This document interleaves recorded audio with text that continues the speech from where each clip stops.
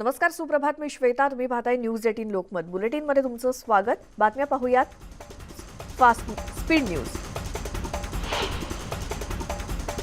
मुख्यमंत्री उद्धव ठाकरे यांच्यावर थोड्याच वेळात शस्त्रक्रिया होणार आहे आणि सकाळी 7 ते 8 वाजण्याच्या दरम्यान शस्त्रक्रिया होतीये. मुख्यमंत्र्यांवर वरिष्ठ डॉक्टरांच्या देखरेखीखाली ही शस्त्रक्रिया करण्यात येणार आहे. HN रिलायन्स रुग्णालयात मुख्यमंत्र्यांवरती शस्त्रक्रिया होतीये.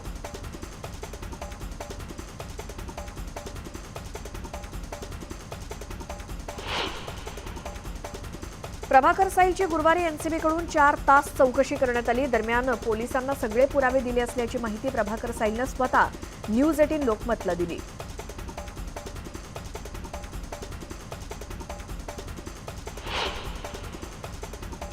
समीर वानखेडेंचे पुतणे रोहित वानखेडे यांनी गुरुवारी एसटी आयोगाचे अध्यक्ष विजय सांपला यांची दिल्लीमध्ये भेट घेतली. या भेटीत त्यांनी नवाब मलिक यांनी केलेल्या आरोपांवर चर्चा केली. मलिक आमच्या कुटुंबावर रोज आरोप करत असून वाशिम पोलिसात अॅट्रॉसिटी अंतर्गत गुन्हा दाखल करायला गेलो, पण तक्रार घेतली गेली नसून दलितांवर पूर्वी पण अत्याचार होत होते, आता पण होत आहेत. त्यामुळे न्याय मिळावा या अपेक्षेपोटी ही भेट घेतोय असं त्यांनी सांगितलं.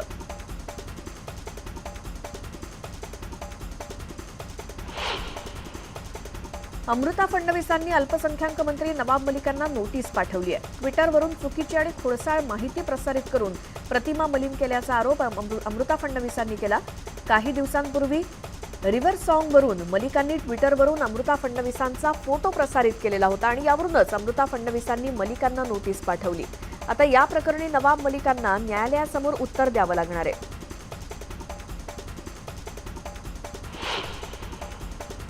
ईडीच्या अधिकाऱ्यांनी दोघांना पुण्यातून ताब्यात घेतलंय. भगवान कांबळे, सतीश निवृत्ती राजगुरू उर्फ महेश पाटील अशी ताब्यात घेतलेल्या दोघांची नावं आहेत.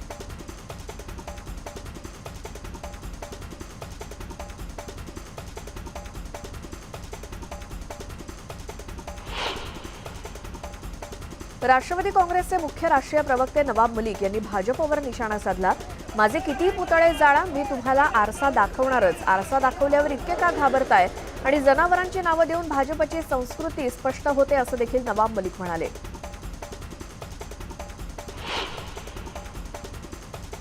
वक्फ बोर्डाच्या कार्यालयावर छापे पडले नाहीत, तर बोर्डाशी संबंधित लोकांच्या घरी छापे पडले अशी माहिती अल्पसंख्याक मंत्री नवाब मलिक यांनी पत्रकार परिषदेत दिली. तर मी ईडीला घाबरत नसल्याचं मलिक म्हणाले.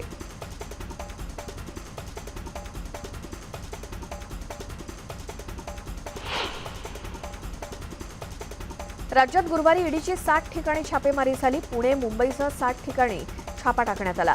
वक्फ बोर्ड घोटाळ्यासंबंधी ही छापेमारी करण्यात आली.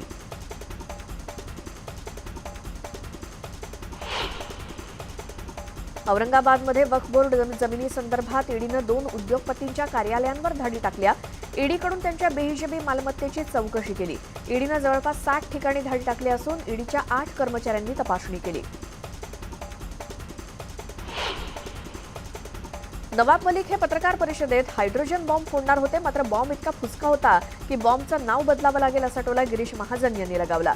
देवेंद्र फडणवीस यांच्यावर केलेले आरोप हे निव्वळ हवेत गोळीबार केलेला असून आरोपांचा एकतरी कागद मलिक यांनी दाखवावा असं देखील महाजन म्हणाले. परिवहन मंत्री अनिल परबांच्या घराबाहेर एसटीच्या कर्मचाऱ्यांनी आंदोलन केलं. विविध मागण्यांसाठी एसटीचे कर्मचारी बऱ्याच दिवसांपासून आंदोलन करतायत, मात्र अद्याप एसटी कर्मचाऱ्यांच्या मागण्यांवरती कोणताच तोडगा निघालेला नाही.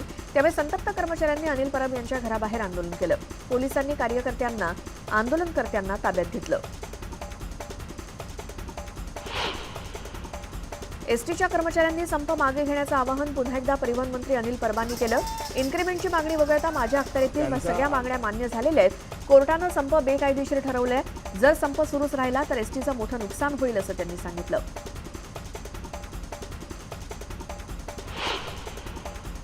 दरम्यान कामावर येणाऱ्यांना संरक्षण देऊ असं आश्वासन परिवहन मंत्री अनिल परब यांनी दिलं. कर्मचाऱ्यांनी कामावर रुजू होण्याचं आवाहन परबांनी केलं. संपामुळे तुमचं आणि एसटीचं नुकसान होत आहे असं देखील अनिल परब म्हणाले. एसटी कर्मचाऱ्यांचा संपाचा प्रश्न सरकारनं अहंकाराचा प्रश्न करू नये असं मत विधान परिषदेचे विरोधी पक्षनेते प्रवीण दरेकरांनी व्यक्त केलं. एसटी कर्मचाऱ्यांसोबत अत्यंत तुसडेपणानं चर्चा सुरू असल्याची टीकाही त्यांनी केली. एसटी कर्मचाऱ्यांचं आंदोलन मोडीत काढण्याचा नियोजनबद्ध कार्यक्रम सुरू असून खासगी बसेसचा फायदा करून देण्याचा सरकारचा प्रयत्न असल्याचं देखील दरेकर म्हणाले.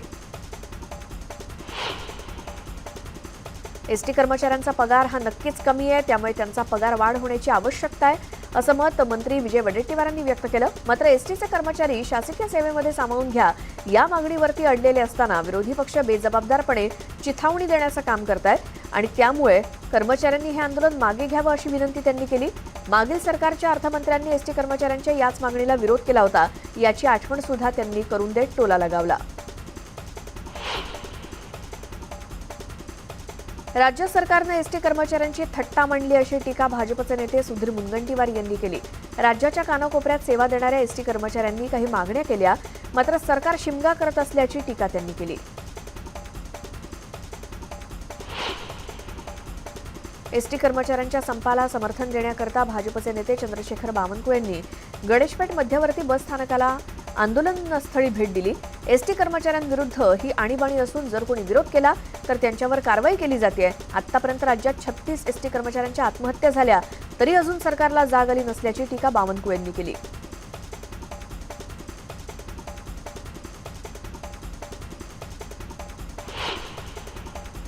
औरंगाबाद एसटी डेपोत खासगी वाहतूक सुरू झाली आहे, पण प्रवाशांकडून अवाच्या सवा भाडं वसूल करून लूट सुरू आहे. राज्यभरात एसटी बंदमुळे प्रवाशांना अडचणींचा सामना करावा लागतोय. नागपुरात सुद्धा खासगी बसेस मालकांकडून प्रवाशांची मोठी लूट होतीये. 250 रुपये भाड्याच्या ठिकाणी प्रवाशांकडून 1000 ते 1200 रुपयांची लूट केली जाते. त्यामुळे नागरिकांचे मोठ्या प्रमाणात हाल होत आहेत. एसटी कर्मचाऱ्यांच्या संपामुळे पंढरपुरात येणाऱ्या भाविकांची मोठी गैरसोय होते.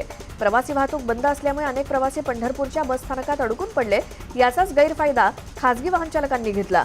परिवहन विभागाकडे याविषयीची तक्रार करूनही दुर्लक्षच केलं गेलंय. सोलापुरात एसटी कर्मचाऱ्यांचा संप सुरूच आहे. शासनानं खासगी प्रवासी वाहनांना परवानगी दिली, मात्र खासगी वाहनधारकांकडून मोठ्या प्रमाणात लूट होताना दिसते. त्यामुळे प्रवाशांचे हाल सुरू आहेत. पुण्यातील शिवाजीनगर वाकडेवाडी बस डेपोतील संपकऱ्यांवर प्रशासनाची दडपशाही सुरू आहे.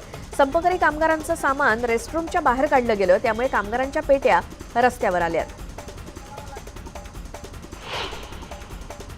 अमरावती जिल्ह्यातील 21 एसटी कर्मचाऱ्यांचं निलंबन करण्यात आलं. या निलंबित कर्मचाऱ्यांमध्ये चालक, वाहक आणि यांत्रिकी कर्मचाऱ्यांचा समावेश आहे. मात्र निलंबित केलं तरी चालेल, आंदोलन आणि मागण्या पूर्ण होईपर्यंत आमचं सुरूच राहील असा पवित्रा कर्मचाऱ्यांनी घेतलाय.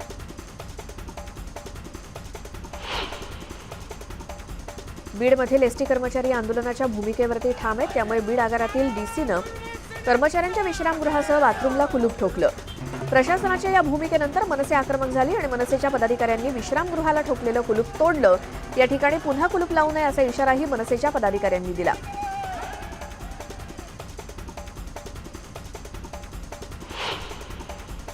उस्मानाबाद जिल्ह्यातील भूम आगारातील 10 कर्मचाऱ्यांचं निलंबन केलं गेलं. ज्या कर्मचाऱ्यांचं निलंबन झालं त्यांनी फेटा बांधत पेढे वाटून उपहासात्मक आनंद साजरा केला.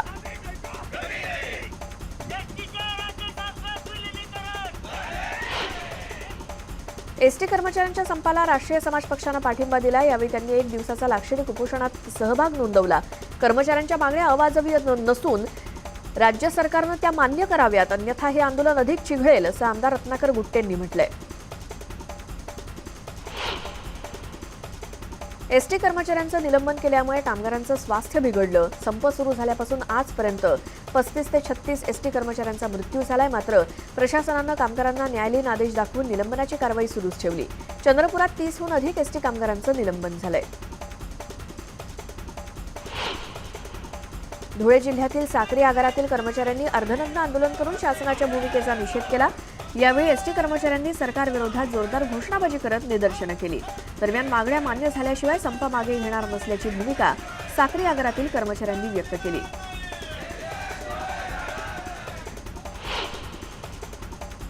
संप मोडीत निघावा यासाठी वाशिम जिल्ह्यातील रिसोड आणि मंगळूरपीर एसटी आगारातील संप करणाऱ्या प्रत्येकी 10 कर्मचाऱ्यांवर प्रशासनानं निलंबनाची कारवाई केली. त्यामुळे रिसोड एसटी आगारातील कर्मचारी आक्रमक झाले होते. या निलंबनाचा निषेध आणि विलिनीकरणाची मागणी मान्य करावी यासाठी एसटी कर्मचारी आणि त्यांच्या कुटुंबातील सदस्यांनी रिसोड शहरातील मुख्य मार्गानं मोर्चा काढून राज्य सरकार विरोधात घोषणाबाजी केली.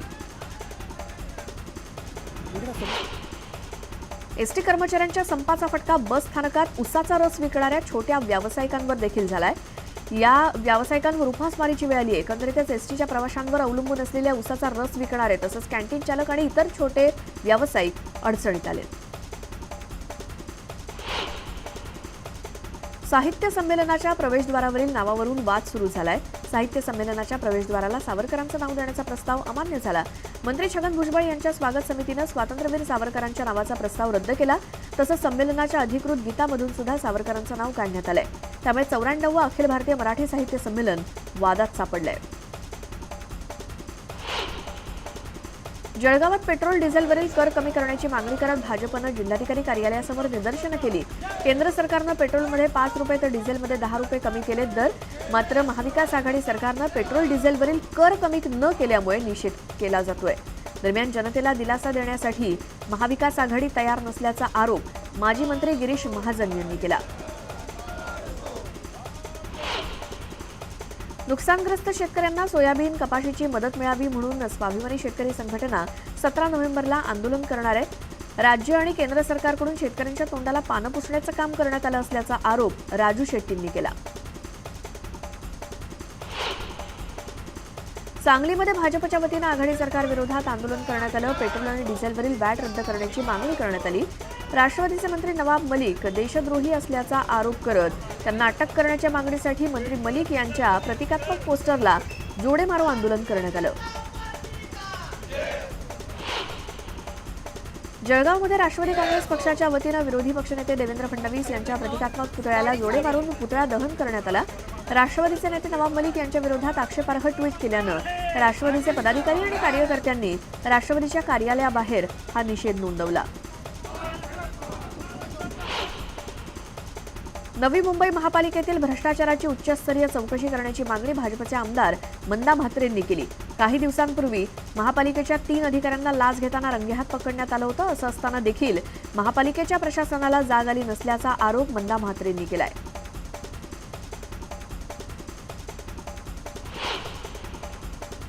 अभिनेत्री कंगना रनौत हिनं देशाच्या स्वातंत्र्याबद्दल केलेल्या विधानांचा शिवसेना उपनेत्या नीलम गोऱ्हे यांनी समाचार घेतला.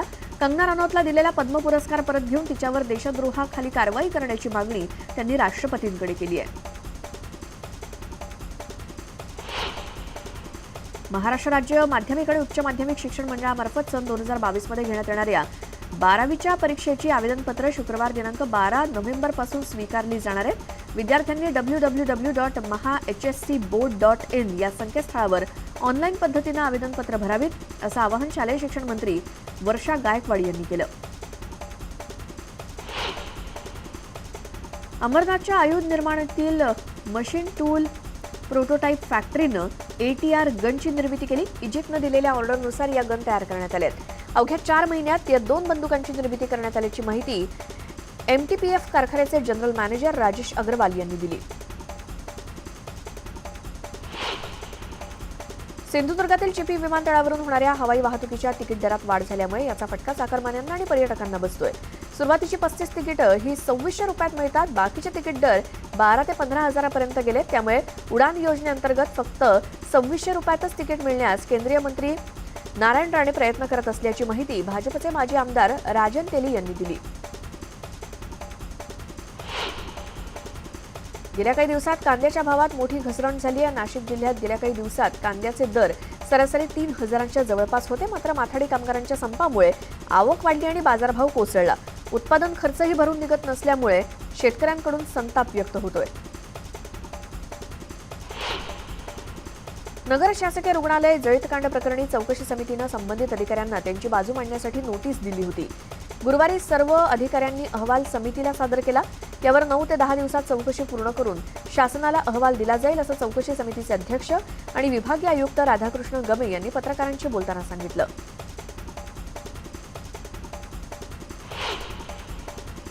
पंढरपूरच्या विठ्ठल रुक्मिणी मंदिरातील भाविकांनी दान केलेलं सोनं वितळवण्यास राज्य सरकारनं मान्यता दिली. 28 किलो सोनं आणि 950 किलो चांदी वितळवून त्यापासून देवासाठी नवीन अलंकार तयार केले जाणार आहेत. मंदिर समितीचे मुख्य अधिकारी गजानन गुरव यांनी ही माहिती दिली. लहान मुलांसह ज्येष्ठ नागरिकांना आता विठू माऊलीचं दर्शन मिळणार आहे. शासनानं सर्व धार्मिक स्थळं, प्रार्थनास्थळं, ज्येष्ठ नागरिक आणि गरोदर महिलांसाठी दर्शनाकरता मंदिरं खुली करण्याचे आदेश दिले आणि विठ्ठल रुक्मिणीच्या दर्शनासाठी आसुसलेल्या भाविकांना ही पर्वणीच आहे. मंदिर समितीनं याकरता अंमलबजावणी देखील सुरू केली आहे.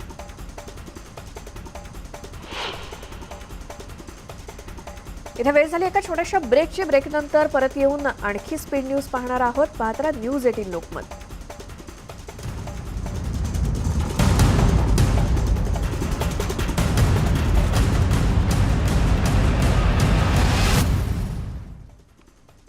ब्रेकनंतर स्वागत. बुलेटिनमध्ये आता पुन्हा पाहूयात स्पीड न्यूज.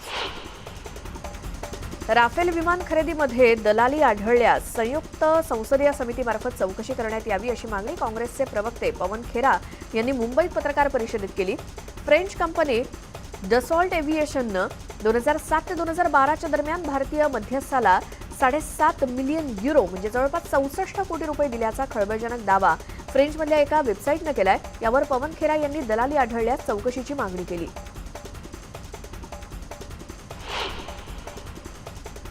सणासुदीचा कालावधी संपल्यानंतर आता देशभरात पुन्हा कोरोना रुग्णांची संख्या वाढतीये. महाराष्ट्रात देखील दिलासादायक चित्र नाही. त्यामुळे लसीकरण आणि वाढत्या रुग्णसंख्येच्या मुद्द्यावर गुरुवारी विविध राज्यांच्या आरोग्यमंत्र्यांची बैठक बोलावण्यात आली होती अशी माहिती केंद्रीय आरोग्य राज्यमंत्री डॉक्टर भारती पवार यांनी दिली. महिला पोलीस निरीक्षकाच्या समयसूचकतेमुळे एका व्यक्तीचे प्राण वाचलेत. एका बेशुद्ध व्यक्तीला खांद्यावर उचलून हॉस्पिटलमध्ये नेत या महिला पोलीस निरीक्षकानं मदत केली. ही घटना चेन्नईमध्ये घडली आहे.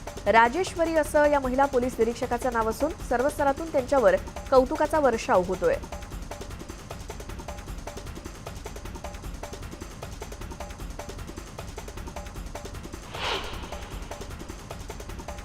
आणि या स्पीड न्यूज पाहिल्यानंतर वेळ झाली आहे या बुलेटिनमध्ये इथेच थांबण्याची. मात्र बातम्यांची इतर सगळ्या अपडेट्ससाठी पाहत राहा न्यूज 18 लोकमत.